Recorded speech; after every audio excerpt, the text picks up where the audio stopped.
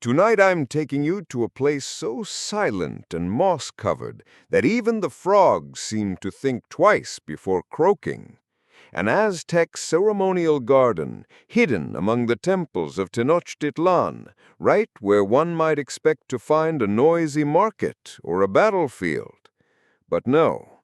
What I found was a garden as still as a forgotten library, and damper than a sponge left behind in the shower. Before you get comfortable, take a moment to give the video a like and subscribe, but only if you truly enjoy what I do here.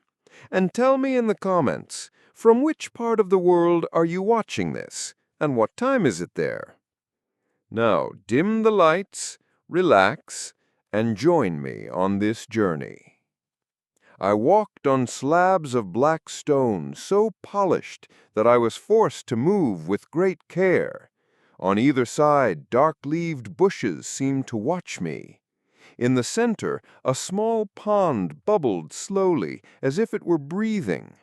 Everything was so well designed that one might think some Aztec gardener was using a sacred spreadsheet.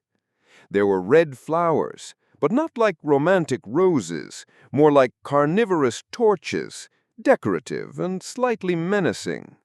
Among them, a tiny metallic green frog watched me with a look that said it knew something I didn't.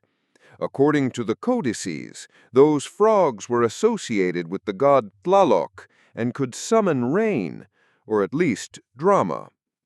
Some Aztec priests had private gardens, not to relax, but to meditate on ordered suffering. Historians still debate whether that was a spiritual metaphor or simply a very intense way of doing gardening. The air had a thick scent, a mix of incense, mud, and something that might have been fermented chili. I sneezed so hard I startled a lizard that had probably been there longer than many surnames.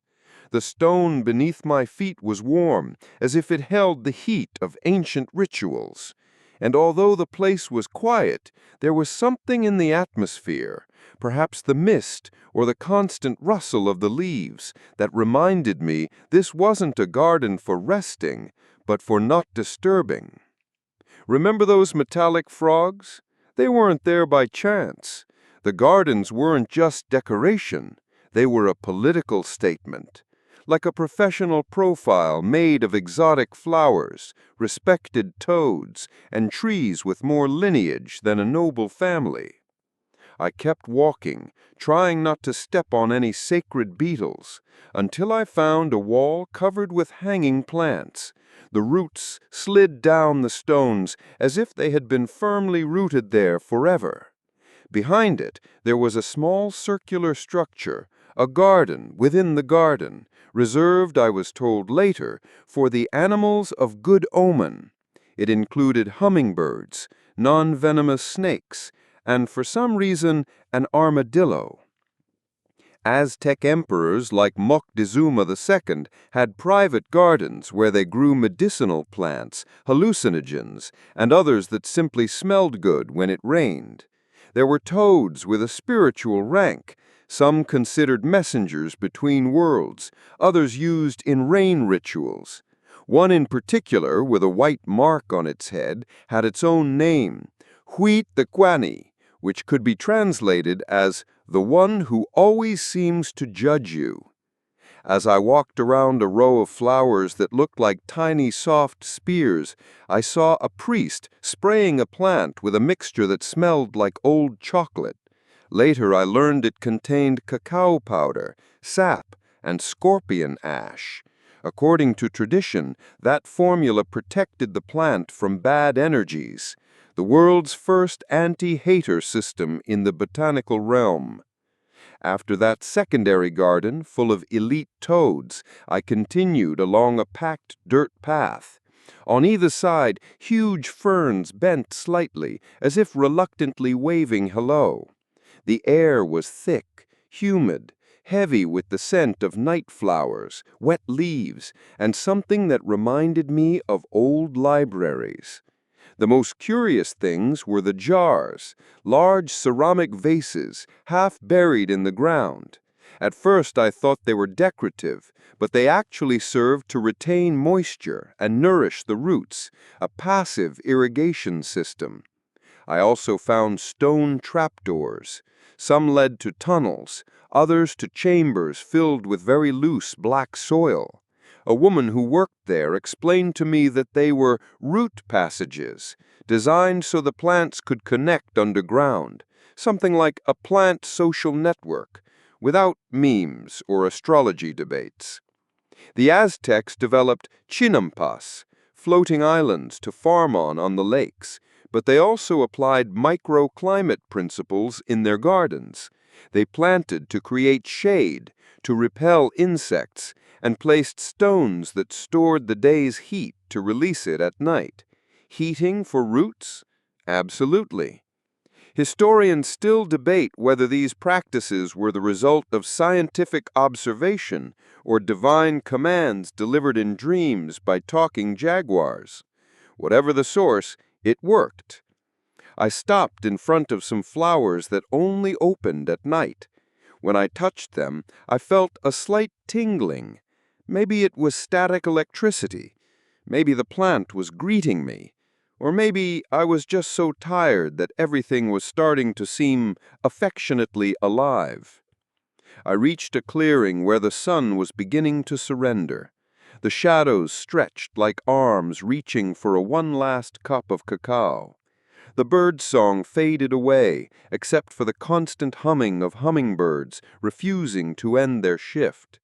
I walked slower, not out of ceremonial respect, but because I could no longer feel my ankles.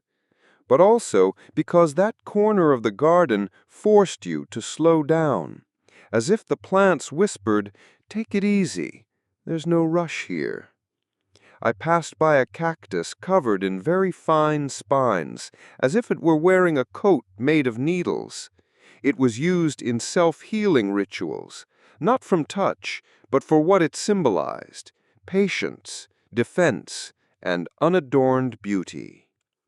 Next to it, a vine with white flowers hung from a wooden pergola, as if trying to decorate the afternoon with one last effort. And then I saw it, a stone bench covered in dry moss. I sat down. It was uncomfortable, cold, perfect. In front of me, a small altar held a figure of Xochipilli, the god of flowers, dance, and pleasures. Around it grew blue flowers so symmetrical it looked like someone had designed them with graphic software. As the sky turned violet, I thought about how that garden wasn't just a pretty place. It was a living memory. Every plant, every stone seemed to say, "They cared for us, thought of us, cultivated us." Something that, honestly, not all modern pots can say. And in that ritual slowness, in that green silence, I understood that the garden wasn't trying to tell me a secret. It just wanted me to stop looking for one. I took a deep breath. The air was soft, almost sweet. Everything was covered in a grayish-blue tone, as if time had stopped just before nightfall. And there, among the shadows, the garden was still alive. No hurry. It just was. And you, now, can let your breath settle. Everything important has already been said, or continues to quietly bloom.